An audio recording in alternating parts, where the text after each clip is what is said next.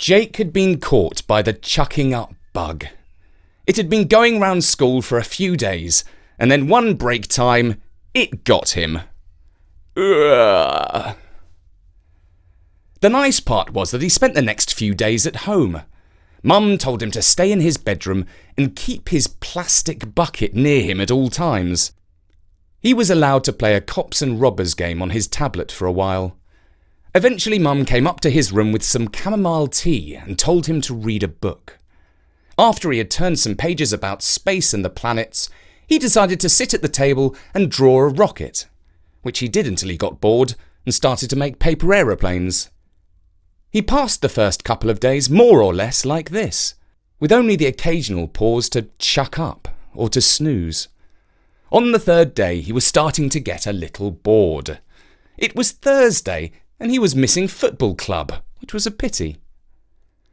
It was autumn, the weather was pleasant, and his window was open to let in fresh air. His room was at the back of the house and overlooked the garden.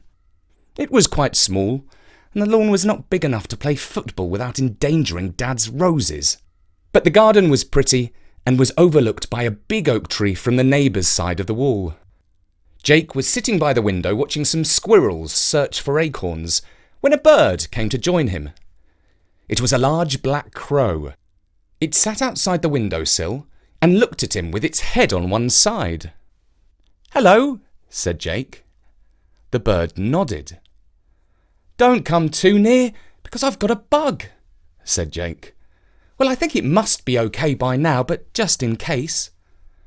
The crow took a few hops away from Jake, as far as he could go while remaining on the sill. "This is my garden," said Jake. "But you're welcome to come here any time you want.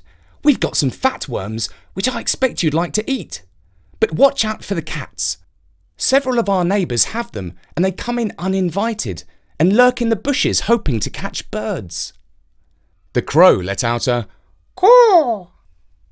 "My dad spends Sunday afternoon doing stuff in the garden, like mowing the lawn or pulling up weeds and spraying his roses. It's a good time to come because he often disturbs the worms and you might get some juicy ones. He likes birds. I do too. Except for pigeons. Nobody likes pigeons unless they're doves. But they aren't doves very often as far as I can tell." The crow cawed again, but this time it sounded like a word. Jake thought he said, "Correct." "This is a true story," Jake went on. "When I was little, I had a soft toy that looked like a robin. I left it on the lawn and Sylvia, that's the next door cat, caught it. She crept over the grass on her tummy, real sneaky, and then she jumped and dug her claws into it." "Ho ho," said the crow.